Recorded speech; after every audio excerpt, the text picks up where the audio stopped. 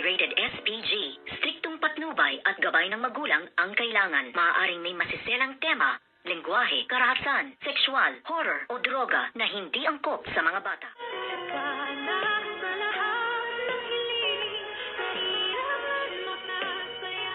Good morning and welcome sa aking munting channel. Good job, Dr. Joy. Napakaganda ng iyong ginawa. At dito nga ay binigay na nga ni Nurse Ivan at Nurse Karen ang mga prutas nga na pinakisuyo ni Doc Joy na ibibigay niya nga dito kay Chang Susan dahil tuwang-tuwa nga siya. At ngayon nga ay maka-Chang Susan na siya dahil simula nung nagkaroon ng lindol at niligtas niya nga ang buhay ni Doc Joy. Kaya ngayon ay very proud siya kay Chang Susan at bigla namang dumating at sumulpot itong ang bruhang si Zoe at narinig nga niya na ibibigay ni Doc Joy ang prutas at nasabi niya nga dito na deserve daw nito nga si Chang Susan na magkaroon ng bukol at sana nga raw ay mas maraming bukol pa ang natamo niya dahil masamang tao ito at hindi naman nagustuhan ni Doc Luke ang kanyang sagot at sinabi nga niya, bakit ganyan ang sagot mo, Zoe? Parang hindi ka isang doktor. Bakit?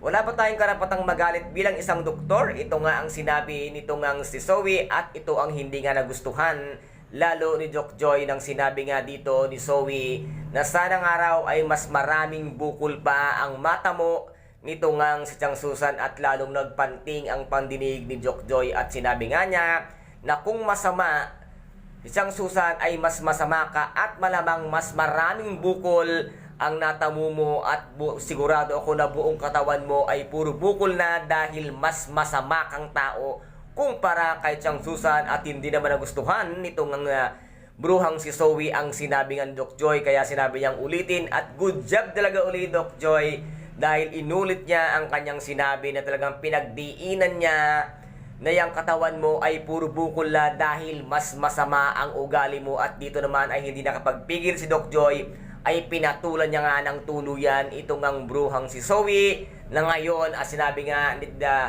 Doc Joy na siya ngayon ay susanatik na kaya lalong hindi nakibo at nasabi nga nitong mayabang din na si Zoe na ang buong akala niya ay sila na ang maghahari-harian sa Apex ngunit nabigo ang iyong mami na siya ang maging CEO dahil palpak na naman ang mga plano at lalo na ikaw ay pumalpak ka rin. Ano ngayon ang mangyayari sa inyo? Kayo ngayon ang kahiyahiya dito sa Apex Medical Hospital at huwag mong ipagyabang na maghanap na sila ng hospital dahil hindi matatanggal mga yan at baka si Doc RJ ang siyang maging CEO ng Apex Medical Hospital. Mas maganda pa pag si Doc RJ ang magiging siyang CEO ng Apex Medical Hospital. Kaya guys, ito po ang ating pakaabangan dito nga sa abot kamay na pangarap na kung saan ay napaka-intense at kapanapanabik ng bawat eksena. At kung nagustuhan po ninyo ang aking videos for today, paki-subscribe na lamang po ng aking channel, paki-like and share para maging update kayo sa lahat ng gagawin kong videos. Maraming salamat po. Ingat, God bless and bye-bye!